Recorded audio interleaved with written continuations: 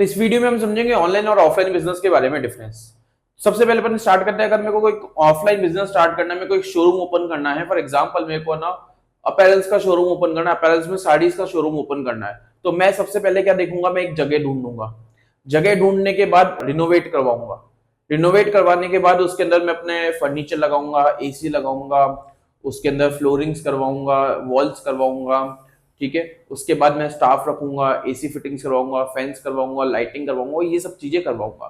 Approximately इसमें 1 से 2 महीने लग जाएगा जगह लेने के बाद का प्रोसेस है। अब जगह मान लेते हैं, मैं फॉर एग्जाम्पल मैं एक नॉर्मल सी लोकेशन पे लेता हूँ, तो या अच्छी सी लोकेशन पे लेता हूँ, 50,000 रुपीज का रेंट है। तो अब अगर मेरे को ऑफलाइन बिजनेस स्टार्ट करना है, एक शोरूम बनाना है, तो मेरे को मिनिमम से मिनिमम मेरा इन्वेस्टमेंट होगा 25 लाख रुपीज का। 25 लाख रुपीज का इन्वेस्टमेंट होने के बाद भी मेरे को कोई गारंटी नहीं है कि वो बिजनेस मेरा चलेगा कि नहीं चलेगा। और उसके अंदर भी जो मेरी टारगेट ऑडियंस होगी, जो टारगेट रीच होगी, वो सिर्फ मेरे उस शोरूम के आसपास की जो लोग हैं, आसपास के जो ऑडियंस है, आसपास के जो कस्टमर्स है, वही मेरी टारगेट ऑडियंस होगी। मैं उन्हीं को रीच कर पाऊंगा। मान लेते हैं वो 40,000 होगी, 50,000 होगी, 1 लाख होगी, 2 लाख होगी। तो मैं 2 लाख लोगों तक ही अपने प्रोडक्ट को पहुंचा सकता हूँ, अपनी ब्रांड को पहुंचा सकता हूँ, या अपने शोरूम की जो ऑडियंस है उनको अपने प्रोडक्ट दिखा सकता हूँ। अगर मैं यही सेम चीज बात करूँ ऑनलाइन बिजनेस की, तो ऑनलाइन बिजनेस में अपने घर से स्टार्ट कर सकता हूँ, बिना एनी रेंट के, विदाउट बहुत ज्यादा इन्वेस्टमेंट के। और मैं अपनी जो कस्टमर ऑडियंस को जो टारगेट करूंगा, वो भी मैं लाखों में और से करोड़ों कस्टमर्स को मैं टारगेट कर सकता हूँ मेरे प्रोडक्ट में। मान लेते हैं मैं साड़ी जो है, मेरे को साड़ी का बिजनेस स्टार्ट करना है, तो मैं साड़ी के बिजनेस का स्टार्ट करने के लिए ऑनलाइन बिजनेस कैसे स्टार्ट कर सकता हूँ। मैं एक होलसेलर के पास गया, होलसेलर से मैंने प्रोडक्ट परचेज करे, उसको मैंने ऑनलाइन लिस्ट करा अलग अलग मार्केट प्लेसेस में, लाइक अमेजन, फ्लिपकार्ट, मिंत्रा और अदर मार्केट प्लेसेस के अंदर मैंने प्रोडक्ट को लिस्ट करा।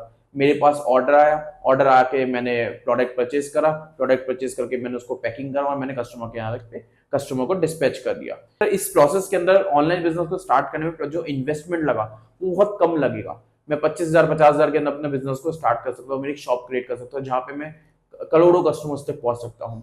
फ्लिपकार्ट बोलता है जब अपने स्टार्ट करते हैं बिजनेस, तो 50 करोड़ से ज्यादा उनके पास ऑडियंस है। तो वैसे ही अगर अमेजोन भी के पास भी 50 करोड़ ऑडियंस है, फ्लिपकार्ट के पास 50 करोड़ है, दोनों की मिला के मान लेते हैं कि टोटल भी 50 करोड़ पॉपुलेशन ऑडियंस इनके पास है।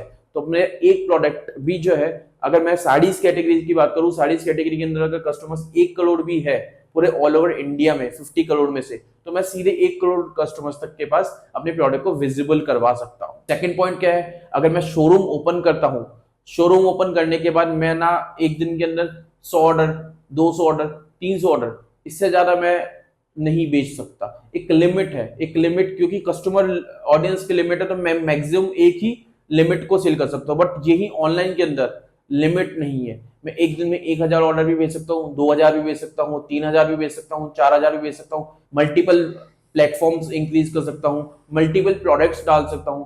टारगेट भी, ऑडियंस भी बढ़ जाती है, सेल्स बढ़ने की प्रोबेबिलिटी भी बढ़ जाती है, दोनों चीजें बढ़ जाती है। तो ऑनलाइन के अंदर वही सेम काम कम इन्वेस्टमेंट में ज्यादा आरओआई निकाल के देगा। ऑफलाइन के अंदर इन्वेस्टमेंट ज्यादा होगा, रिस्क भी ज्यादा होगा। तो according to me online business में ये डिफरेंस है ऑनलाइन एंड ऑफलाइन के अंदर। अगर मैं शोरूम की बात करूं और एक ऑनलाइन शॉप की बात करूं, तो इन दोनों को ओपन करने के लिए अगर इसी को कंपेयर करता हूं मैं शॉप में भी, तो शॉप में भी मिनिमम से मिनिमम 10 to 15 लाख रुपीज का इन्वेस्टमेंट लगेगा। मैं शॉप लूंगा, शॉप लेंगे, उसमें स्टॉक रखूंगा और फिर लेबर रखूंगा, सेल्स एसोसिएट्स रखूंगा, और बाकी उसमें रिनोवेशन कराऊंगा। वो सब कुछ करवाने पर का भी मिनिमम से मिनिमम 10 to 15 लाख रुपीज का इन्वेस्टमेंट है।